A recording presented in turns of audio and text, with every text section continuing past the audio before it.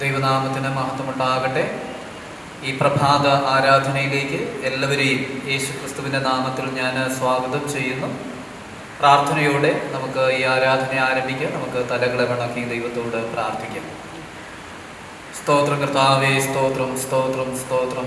ഞങ്ങളെ അളവ് കൂടാതെ സ്നേഹിക്കുകയും പരിപാലിക്കുകയും ചെയ്യുന്ന ഞങ്ങളുടെ സ്വർഗീയ പിതാവേ, ഈ നല്ല സമയത്തിനായി ഞങ്ങൾ അങ്ങേക്ക് നന്ദി പറയുന്നു, സ്തോത്രം ചെയ്യുന്ന കർത്താവെ, സ്തുതിക്കുന്നു സ്തുതിക്കുന്നു സ്തോത്രം ചെയ്യുന്നു. ഈ പ്രഭാതത്തിലും കർത്താവെ, ഞങ്ങൾക്ക് വിവിധ ഇടങ്ങളിലായിരുന്നു കൊണ്ട് ദൈവത്തെ ആരാധിക്കുവാനും മഹത്വപ്പെടുത്തുവാനും സ്വർഗ്ഗത്തിലെ ദൈവം നൽകിയിരിക്കുന്ന ഈ വലിയ കൃപയ്ക്കായി ഞങ്ങൾ അങ്ങേക്ക് സ്തോത്രം ചെയ്യുന്ന കർത്താവെ, സ്തുതിക്കുന്നു സ്തോത്രം ചെയ്യുന്നു. ദൈവമേ, ഈ ദിവസത്തിൻ്റെ അനുഗ്രഹത്തിനായി ഞങ്ങൾ പ്രാർത്ഥിക്കുന്നു. ദൈവകൃപ ഓരോ നിമിഷവും അനുഭവിച്ചുകൊണ്ട് ജീവിപ്പാൻ ദൈവം ഞങ്ങളെ സഹായിക്കണമേ. ദൈവമായ കർത്താവെ, പകൽക്കാലം ആരെങ്കിലും രോഗത്തിലോ ഭാരത്തിലോ പ്രയാസത്തിലോ ആയിരിക്കുന്നെങ്കിൽ കർത്താവിൻ്റെ സൗഖ്യം എല്ലാ ജീവിതങ്ങളിലും വ്യാപരിക്കുവാൻ, അങ്ങയുടെ സമാധാനം എല്ലാ ഹൃദയങ്ങളിലും നിറയുവാൻ തക്കവണ്ണം സർവശക്തനാകുന്ന ദൈവം സഹായിക്കുമാറാകണമെന്ന് പ്രാർത്ഥിക്കുന്നു. ഞങ്ങളെ തന്നെ സമ്പൂർണ്ണമായി ഏൽപ്പിക്കുന്നു. പ്രാർത്ഥനയുടെ കൃപയ്ക്കായി സ്തോത്രം. യേശുവിൻ്റെ ധന്യമുള്ള നാമത്തിൽ തന്നെ ആമേൻ. പ്രാരംഭമായി പാഠപുസ്തകത്തിലെ 502 പാട്ട് നമുക്ക് പാടാം. പരിശുദ്ധാത്മാവേ ശക്തി പകർന്നിടണമേ. 502 ഗീതം. പരിശുദ്ധാത്മാവേ ശക്തി പകർന്നിടണേ, പരിശുദ്ധാത്മാവേ ശക്തി പകർന്നിടണേ, അവിടുത്തെ ബലം ഞങ്ങൾക്കാവശ്യമെന്ന് കർത്താവേ നീ അറിയുന്നു, അവിടുത്തെ ബലം ഞങ്ങൾക്കാവശ്യമെന്ന് കർത്താവേ നീ അറിയുന്നു. ആദ്യ നൂറ്റാണ്ടിലെ അനുഭവം പോൽ അതിശയം ലോകത്തിൽ നടന്നിടുവാൻ, ആദ്യ നൂറ്റാണ്ടിലെ അനുഭവം പോൽ അതിശയം ലോകത്തിൽ നടന്നിടുവാൻ, ആദിയിലെന്ന പോലാത്മാവേ അമിത ബലം തരണേ, ആദിയിലെന്ന പോലാത്മാവേ അമിത ബലം തരണേ, പരിശുദ്ധാത്മാവേ ശക്തി പകർന്നിടണേ, ലോകത്തിൻ മോഹം വിട്ടോടിടുവാൻ, സാത്താന്യ ശക്തിയെ ജയിച്ചിടുവാൻ, ലോകത്തിൻ മോഹം വിട്ടോടിടുവാൻ, സാത്താന്യ ശക്തിയെ ജയിച്ചിടുവാൻ, ധീരതയോടു നിൻ വേല ചെയ്യുവാൻ അഭിഷേകം ചെയ്തിടണേ, ധീരതയോടു നിൻ സേല ചെയ്യുവാൻ അഭിഷേകം ചെയ്തിടണേ, പരിശുദ്ധാത്മാവേ ശക്തി പകർന്നിടണേ, കൃപകളും വരങ്ങളും ജ്വലിച്ചിടുവാൻ, ഞങ്ങൾ വചനത്തിൽ വേരുന്നി വളർന്നിടുവാൻ, കൃപകളും വരങ്ങളും ജ്വലിച്ചിടുവാൻ, ഞങ്ങൾ വചനത്തിൽ വേരുന്നി വളർന്നിടുവാൻ, പിന്മഴയെ വീണ്ടും അയക്കണമേ, നിഞ്ജനമുണർന്നിടുവാൻ, പിന്മഴയെ വീണ്ടും അയക്കണമേ, നിഞ്ജനമുണർന്നിടുവാൻ, പരിശുദ്ധാത്മാവേ ശക്തി പകർന്നിടണേ, പരിശുദ്ധാത്മാവേ ശക്തി പകർന്നിടണേ. ഇന്നത്തെ പ്രഭാത ധ്യാനത്തിന് ആധാരമായി തിരഞ്ഞെടുത്തിരിക്കുന്ന വേദഭാഗം വെളിപാട് പുസ്തകം 3-ാം അധ്യായം 1 മുതൽ 6 വരെയുള്ള വാക്യങ്ങൾ. വെളിപാട് പുസ്തകം 3-ാം അധ്യായം 1 മുതൽ 6 വരെ. സർദീസിലെ സഭയുടെ ദൂതന് എഴുതുക, ദൈവത്തിൻ്റെ 7 ആത്മാവും 7 നക്ഷത്രവുമുള്ളവൻ അരുളി ചെയ്യുന്നത്, ഞാൻ നിന്റെ പ്രവൃത്തി അറിയുന്നു, ജീവനുള്ളവൻ എന്ന് നിനക്ക് പേരുണ്ട്, എങ്കിലും നീ മരിച്ചവനാകുന്നു. ഉണർന്നുകൊള്ളുക, ചാവാറായ ശേഷിപ്പുകളെ ശക്തീകരിക്കുക. ഞാൻ നിന്റെ പ്രവൃത്തി എൻ്റെ ദൈവത്തിൻ്റെ സന്നിധിയിൽ പൂർണ്ണതയുള്ളതായി കണ്ടില്ല. ആകയാൽ നീ പ്രാപിക്കുകയും കേൾക്കുകയും ചെയ്തത് എങ്ങനെ എന്നോർത്ത് അത് കാത്തുകൊള്ളുകയും മാനസാന്തരപ്പെടുകയും ചെയ്യുക. നീ ഉണരാതിരുന്നാൽ ഞാൻ കള്ളനെ പോലെ വരും. ഏത് നാഴികയ്ക്ക് നിന്റെ മേൽ വരും എന്ന് നീ അറിയുകയുമില്ല. എങ്കിലും ഉടുപ്പ് മലിനമാകാത്ത കുറേ പേർ സർദീസിലുണ്ട്, നിനക്കുണ്ട്. അവർ യോഗ്യന്മാരാകയാൽ വെള്ള ധരിച്ചുകൊണ്ട് എന്നോടുകൂടെ നടക്കും. ജയിക്കുന്നവൻ വെള്ളയുടുപ്പ് ധരിക്കും.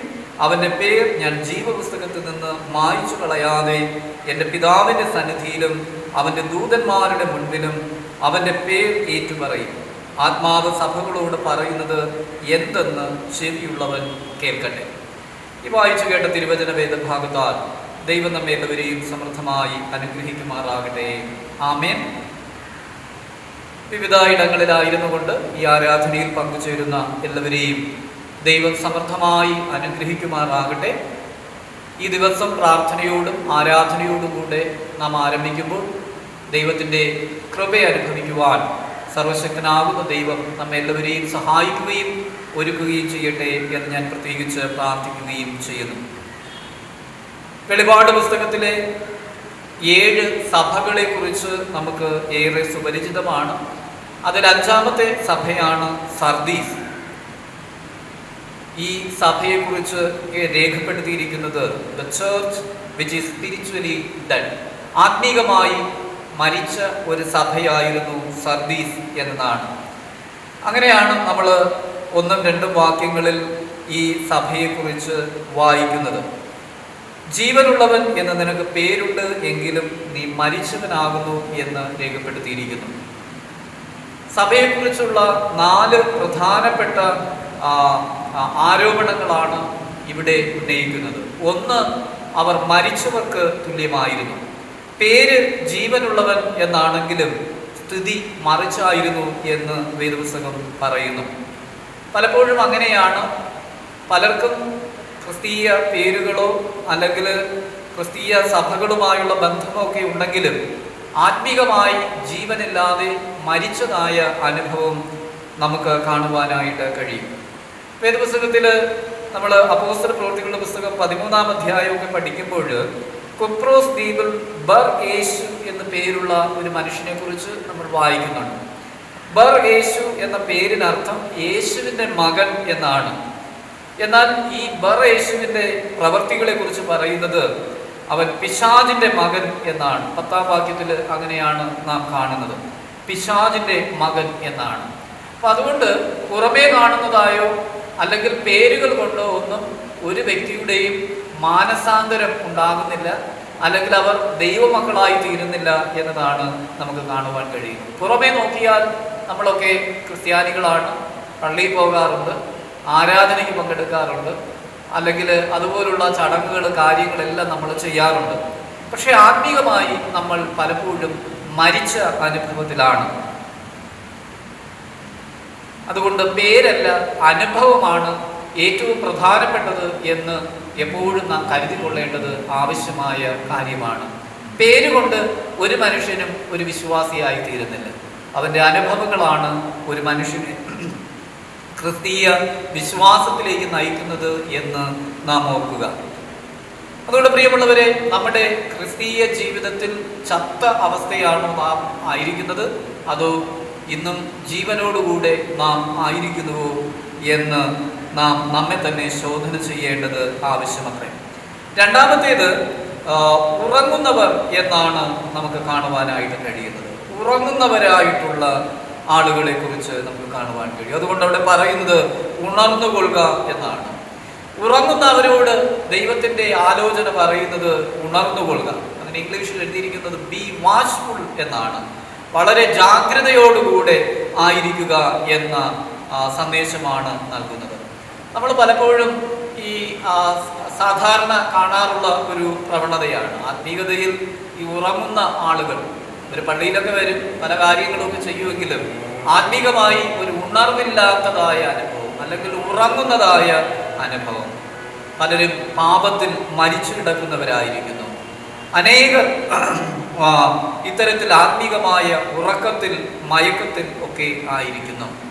നമ്മൾ പഴയ നിയമത്തിൽ ന്യായാധിപന്മാരുടെ പുസ്തകം 16-ാം അധ്യായവും 17-ാം അധ്യായവും ഒക്കെ പഠിക്കുമ്പോൾ നമ്മൾ ശിംശോനെ കുറിച്ച് വായിക്കാറുണ്ട്.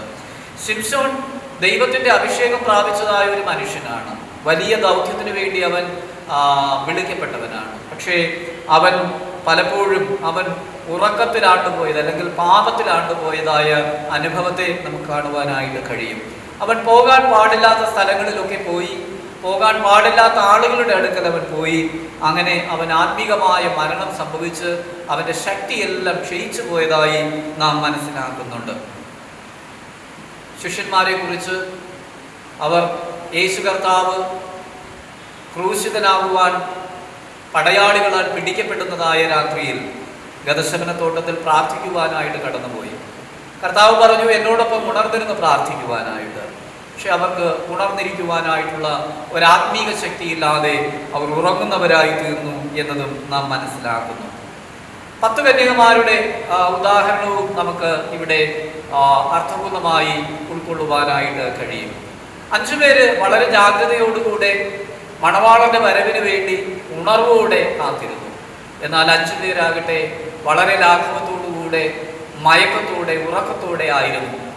അവർ മണവാളൻ വരുമ്പോൾ അവരുടെ വിളക്കുകൾ കത്തിക്കുവാനായിട്ട് ശ്രമിക്കുകയും അതിലവർ പരാജയപ്പെടുകയും ചെയ്തതായി നമുക്ക് കാണുവാനായിട്ട് കഴിയും. ഉറങ്ങുന്നവരാണെങ്കിൽ ഉണർന്ന് പ്രവർത്തിക്കുവാനായിട്ടുള്ള ദൈവവചനത്തിൻ്റെ ആഹ്വാനമാണ് നമുക്ക് ഇവിടെ ലഭിക്കുന്നത്. 3-മത് ചാവാറായ ശേഷിപ്പുകളെ ശക്തീകരിക്കുക എന്ന്. ചാവാറായ ശേഷിപ്പുകളെ ശക്തീകരിക്കുക. Establish the things that remain which were ready to die. ചാവാറായ ശേഷിപ്പുകളെ ശക്തീകരിക്കുക. ഇന്ന് അനേകം ആളുകൾ ബലഹീനരാണ്. തണ്ടുവലിച്ച് കുഴഞ്ഞ ശിഷ്യന്മാരെ പോലെ ജീവിതത്തിൽ തളർന്നുപോയ അനുഭവത്തിൽ ആയിരിക്കുന്ന അനേകം ആളുകളെ നമുക്ക് കാണുവാനായിട്ട് കഴിയും.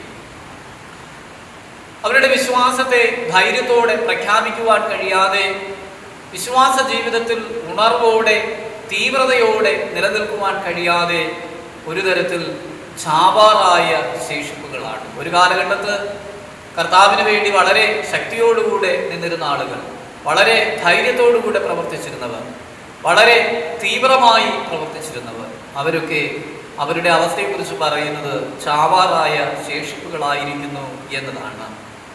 മനുഷ്യഭയം കൊണ്ട് യേശുവിനെ ഏറ്റുപറയുവാൻ കഴിയാതെ പോയ യഹൂദന്മാരെ കുറിച്ച് യോഹന്നാന്റെ സുവിശേഷം 12-ാം അധ്യായം 42-ാം വാക്യത്തിലൊക്കെ നമുക്ക് കാണുവാനായിട്ട് കഴിയും. അവർക്ക് ചുറ്റുപാടുകളെ ഭയമായിരുന്നു. ധൈര്യത്തോടെ അതിനെ നേരിടുവാനായിട്ട് അവർക്ക് കഴിഞ്ഞില്ല. അതുകൊണ്ട് യേശു ക്രിസ്തുവിലുള്ള വിശ്വാസം പ്രഖ്യാപിക്കുവാനും അവർക്ക് കഴിഞ്ഞില്ല. ഇത് പലപ്പോഴും മനുഷ്യൻ ഭയത്തിലും ആശങ്കയിലും ഒക്കെ ജീവിക്കുമ്പോൾ, അല്ലെങ്കിൽ വളരെ ഒരു കാലഘട്ടത്തിൽ കർത്താവിന് വേണ്ടി വളരെ കഷ്ടപ്പെട്ട് ഇന്ന് അതൊന്നും വേണ്ട എന്ന് കരുതി ക്ഷീണത്തിലും പ്രയാസത്തിലും ഒക്കെ ആയിരിക്കുന്ന ആളുകളെയൊക്കെ നമുക്ക് കാണുവാനായിട്ട് കഴിയും. ചാവാറായ ശേഷിപ്പുകൾ ശക്തിപ്പെടേണ്ടുന്നതായ ഒരു കാലഘട്ടത്തിലാണ് നാം ജീവിക്കുന്നത് എന്നുകൂടെ നാം ഓർക്കുക. 3-മതായിട്ട് പൂർണ്ണതയില്ലാത്തത്. വേദപുസ്തകം പറയുന്നത്, ഞാൻ നിന്റെ പ്രവൃത്തി എൻ്റെ ദൈവത്തിൻ്റെ സന്നിധിയിൽ പൂർണ്ണതയുള്ളതായി കണ്ടില്ല. ദൈവസന്നിധിയിൽ എന്തൊക്കെയോ ചെയ്യുന്നുണ്ട്, കാട്ടിക്കൂട്ടുന്നുണ്ട്, പക്ഷേ അതിലൊന്നും ഒരു ദൈവത്തിന് പ്രസാദമോ പൂർണ്ണതയോ ഇല്ലാതെ പോകുന്നു എന്നതാണ്. അതൊരിക്കലും ദൈവത്തിന് പ്രസാദകരമായിട്ടുള്ള ഒരു കാര്യമല്ല. പൂർണ്ണതയോടെ അല്ലാതെ നാം ദൈവസന്നിധിയിൽ എന്ത് ചെയ്താലും അത് ദൈവത്തിന് പ്രസാദമല്ല എന്നുള്ളതാണ്. ഒരിക്കൽ കയീനും ഹാബേലും കൂടെ തങ്ങളുടെ വഴിപാടുകൾ ദൈവസന്നിധിയിൽ അർപ്പിക്കുവാനായിട്ട് പോയി. ഒരാൾ പൂർണ്ണ മനസ്സോടെ അർപ്പിച്ചപ്പോൾ മറ്റവനാകട്ടെ പരിഭവത്തോടും പൂർണ്ണതയില്ലാത്തതുമായ കാഴ്ച അവൻ ദൈവസന്നിധിയിൽ അർപ്പിച്ചു. അതിൻ്റെ ഫലമോ വലിയ അവൻ്റെ ജീവിതത്തിൽ വലിയ പരാജയമുണ്ടാകുവാനായിട്ട് ഇടയായിരുന്നു. അനന്യാസ്, സഫീറ ഇവർ ദൈവസന്നിധിയിൽ തങ്ങളുടെ വസ്തുവെല്ലാം വിറ്റ് അപ്പോസ്തലന്മാരുടെ കാൽക്കൽ വയ്ക്കാമെന്ന് നേർന്നതാണ്. എന്നാൽ പിന്നീട് അവരുടെ നേർച്ചയിൽ ഉറച്ചു നിൽക്കുവാനായിട്ട് അവർക്ക് കഴിഞ്ഞില്ല. പൂർണ്ണ മനസ്സോടെ അവർക്ക് ദൈവത്തെ സ്നേഹിക്കുവാൻ കഴിയാത്തതുകൊണ്ട് അതിൽ നിന്ന് കുറച്ച് അവരെടുത്ത് മാറ്റിവെക്കുവാനായിട്ട് ഇടയായി തീർന്നു. മത്തായി സുവിശേഷം 26-ാം അധ്യായം പഠിക്കുമ്പോൾ യേശു ഒരു പരീശന്റെ വീട്ടിൽ കടന്നുപോയി.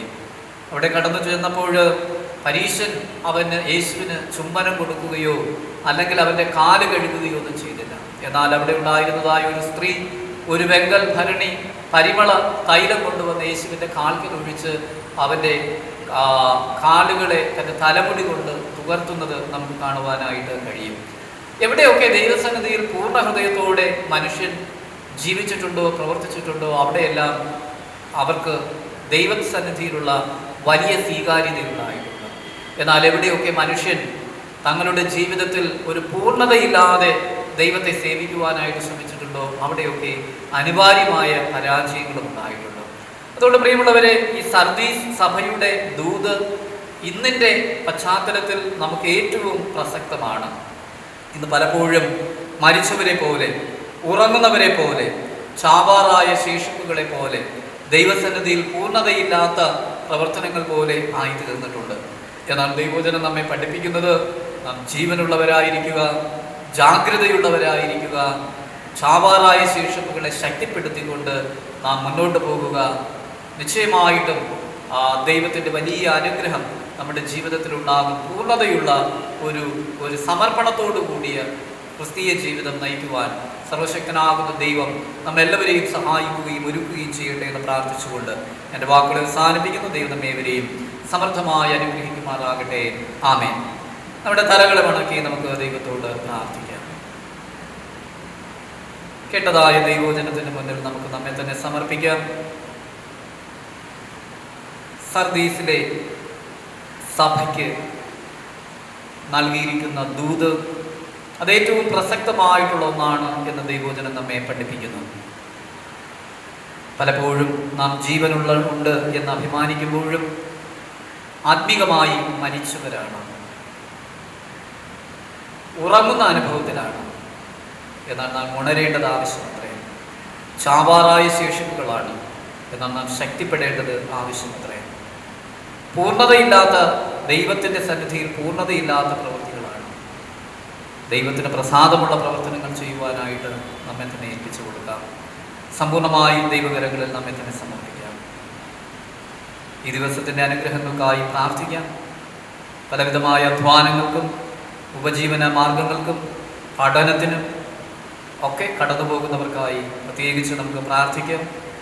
രോഗികളായിരിക്കുന്നവർക്ക് ദൈവം സൗഖ്യം കൊടുക്കുവാൻ, സമാധാനമില്ലാത്ത കുടുംബങ്ങൾക്ക് ദൈവം സമാധാനത്തെ കൊടുക്കുവാൻ, ധാരാളമായ അനുഗ്രഹങ്ങളും നന്മകളും ദൈവം എല്ലാവർക്കും പ്രദാനം ചെയ്യുന്നതിന് വേണ്ടിയും നമുക്ക് ദൈവത്തോട് പ്രാർത്ഥിക്കാം. നമ്മെ തന്നെ സമ്പൂർണ്ണമായി ദൈവകരങ്ങളിൽ സമർപ്പിക്കാം, പ്രാർത്ഥിക്കാം. ഞങ്ങളെ അളവ് കൂടാതെ സ്നേഹിക്കുകയും പരിപാലിക്കുകയും ചെയ്യുന്ന കർത്താവേ, ഈ നല്ല സമയത്തിനായി ഞങ്ങൾ അങ്ങേക്ക് നന്ദി പറയുന്നു, സ്തോത്രം ചെയ്യുന്ന കർത്താവേ. സ്തുതിക്കുന്നു, സ്തുതിക്കുന്നു, സ്തുതിക്കുന്നു, സ്തോത്രം ചെയ്യുന്നു. ഒരിക്കൽ കൂടെ വിവിധ ഇടങ്ങളിലായിരുന്നു കൊണ്ട് ഞങ്ങൾക്ക് ദൈവത്തെ ആരാധിക്കുവാനും മഹത്വപ്പെടുത്തുവാനും തന്ന വലിയ കൃപയ്ക്കായി സ്തോത്രം. കർത്താവേ, ഈ പകലിൻ്റെ നന്മകൾ അനുഭവപ്പാൻ ദൈവം ഞങ്ങളെ സഹായിക്കണമേ. ദൈവകൃപയോടെ ഞങ്ങളെ കാത്തു പരിപാലിക്കണമേ.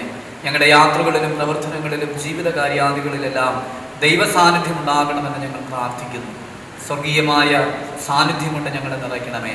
അനുഗ്രഹങ്ങൾ കൊണ്ട് ഞങ്ങളെ നിറയ്ക്കണമേ.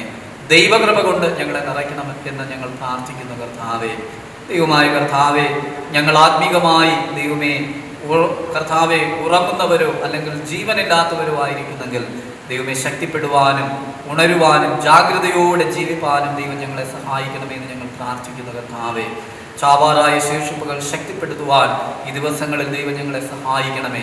അതിന് പര്യാപ്തമായ ആത്മീക ജീവിതം നയിക്കുവാൻ ഞങ്ങളെ ഒരുക്കണമെന്ന് പ്രാർത്ഥിക്കുന്ന കർത്താവേ, ദൈവമേ ദൈവസന്നിധിയിൽ എപ്പോഴും പൂർണ്ണതയുള്ള ഒരു ജീവിതം നയിപ്പാൻ ദൈവം ഞങ്ങൾ എല്ലാവരെയും സഹായിക്കുകയും ഒരുക്കുകയും ചെയ്യണമേ. കർത്താവേ, ഈ പകൽക്കാലം ദൈവമേ ഏത് കാര്യാദികളിൽ ഏർപ്പെട്ടിരിക്കുന്ന അങ്ങയുടെ മക്കളായാലും അവരെ ദൈവം അനുഗ്രഹിക്കുകയും സഹായിക്കുകയും ശക്തീകരിക്കുകയും ദൈവകൃപ കൊണ്ട് നിറയ്ക്കുകയും ചെയ്യണമേ. ആത്മീകമാകുന്ന നന്മകൾ അനുഗ്രഹങ്ങൾ നിന്റെ മക്കളുടെ ജീവിതത്തിൽ ദൈവം നൽകണമേ.